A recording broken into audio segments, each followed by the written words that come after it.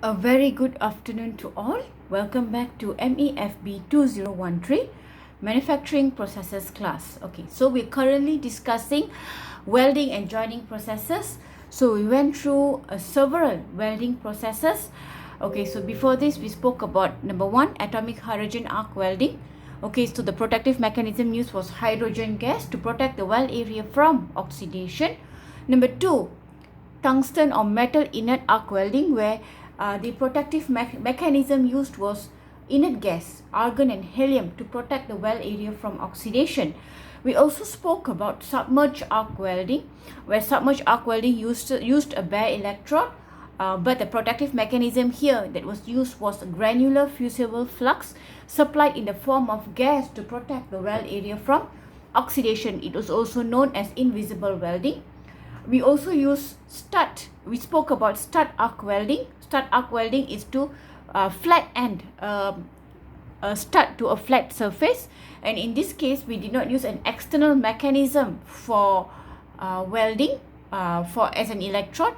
In fact, the stud acted as an electrode, and the welding was performed. How was the weld area protected? Weld area was protected using a ceramic ferrule cup.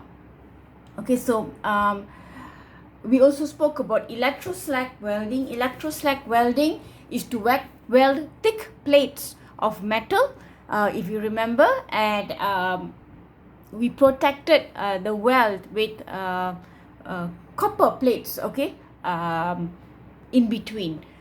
Okay, so after all these processes, let's look at resistance welding. Yeah, what is resistance welding? In resistance welding, RW, a strong electrical current is passed through the metals to cause local heating at the joint. So in RW, pressure is always applied to complete the welding processes. So what is very important in RW or resistance welding? The application of pressure. So how is it being done? It's not, you can read it on your own, yeah.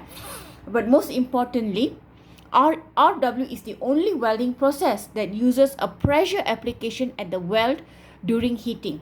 The pressure is applied before and during the passage of the electrical current until the weld cools. So it is important that the control pressure and timing are used.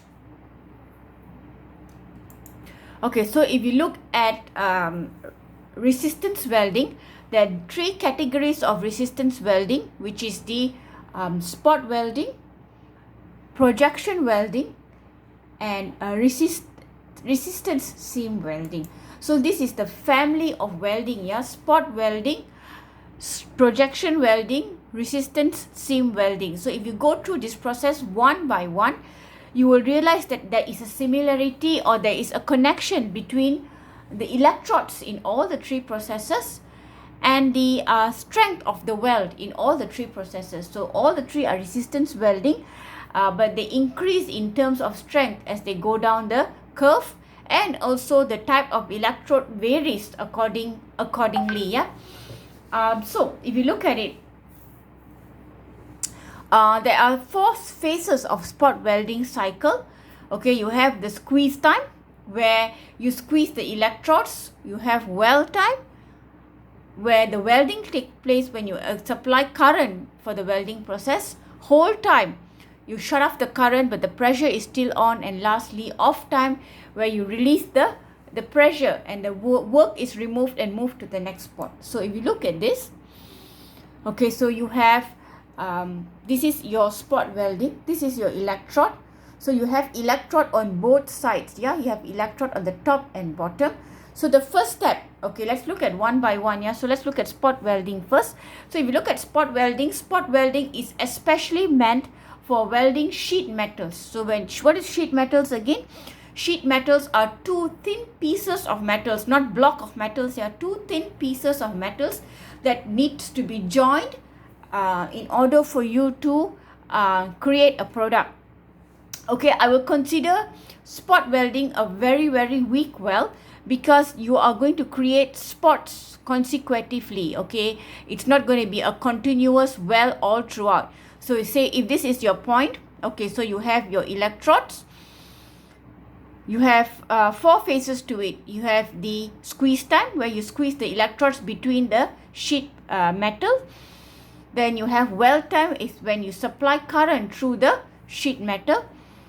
You hold. Once you have welded, you're going to apply pressure, but you can stop the current or release the current because you have already welded, but you need to maintain the pressure so that it will bond well at the point of weld. And lastly, off time. So you have squeeze time, weld time when current is supplied,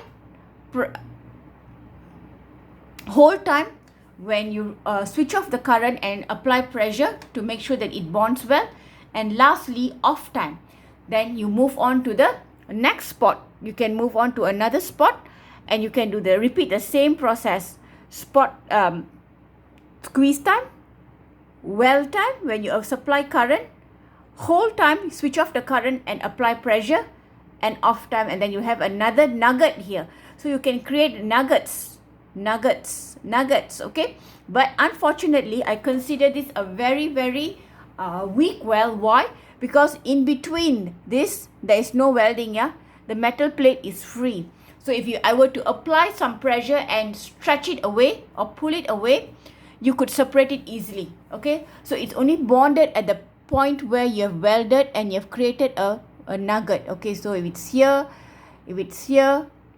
here, and here, okay? If it's in between here, there's free space, and this free space, if you can be seen through, in fact, and if you apply a little pressure, you could rip it apart. So I would consider this a very, very weak weld. And you see, we're using a single electrode. So the point of bond or the point of weld is very, very small, and I consider it very weak, okay? It's a joining process, but a very weak weld. That was your first resistance welding. Let's look at the second resistance welding, which is resistance projection welding. What is resistance projection welding? If you look at it, again, you have 2 sheet metals, okay, like previously. Okay, so if you remember in spot welding, yeah, if you look at in spot welding, the sheet metals were there, and you're creating individual spots, yes, and both sheet metals were in its original shape. However, in resistance projection welding, if you look at it, one sheet is projected. See the top sheet has projection in it. Do you see the projection? There's 2 spots of projection in it. So there's one projection in it, okay, and there's another projection in that sheet metal, whereas the bottom sheet metal is flat. So why do you project it? Because you want to increase the surface area. How do you project it? You put it under a press machine and you create the projection. And then if you look at the electrode compared to the previous electrode, in the previous spot welding had a single electrode, but here we call it a flat electrode, a much larger surface area of electrode. So it undergoes the same 4 steps. Squeeze time, okay, where you squeeze both the sheet metals together.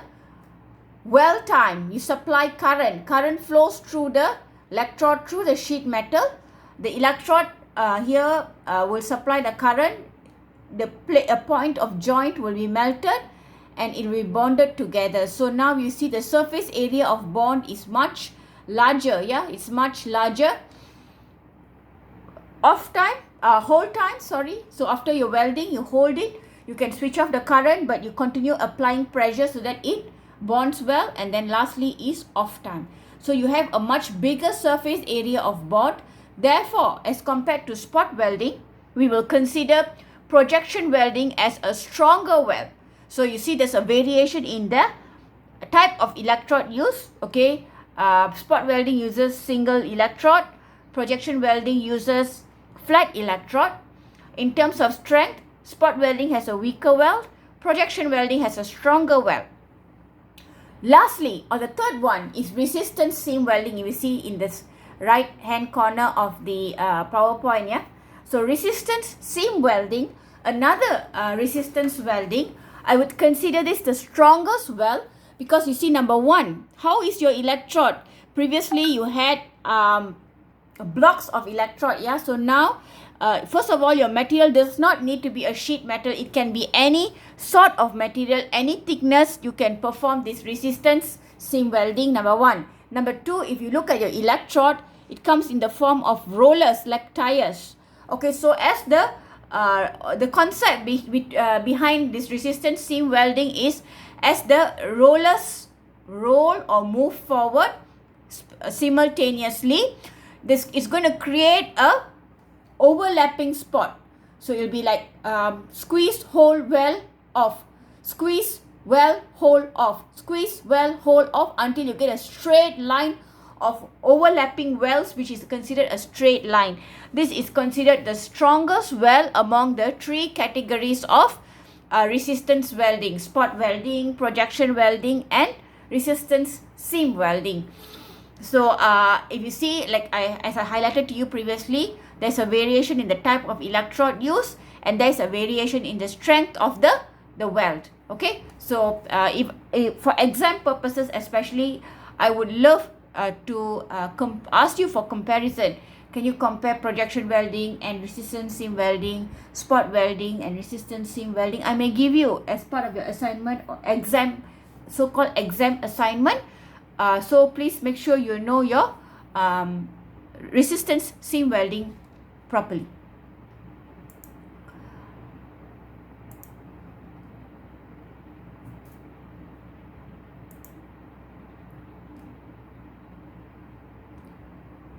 I will stop this lecture here. Let me continue in the next slide for our next welding processes. Thank you.